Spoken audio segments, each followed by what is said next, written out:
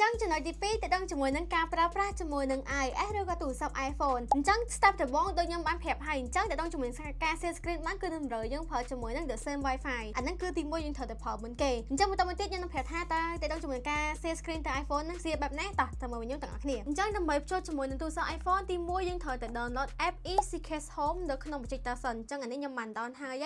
អញ្ចឹងខ្ញុំ click លើ app មួយហ្នឹងមក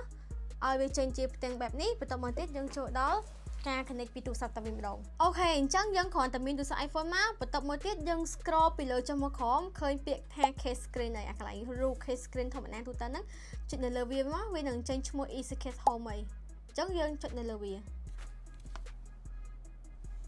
អូខេអញ្ចឹងឃើញអញ្ចឹងគឺវាជាប់ហើយបងប្អូនអរគ្នាអញ្ចឹងយើងចូលក្នុងកម្មវិធីមួយមកដូចកម្មវិធី YouTube ឧទាហរណ៍សិនណាចាំតិចណាចាំតិច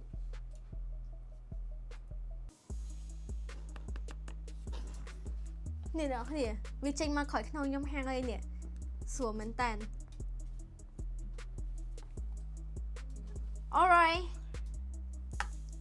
អញ្ចឹងយើងអាចប្រើប្រាស់បានងាយស្រួលតែម្ដង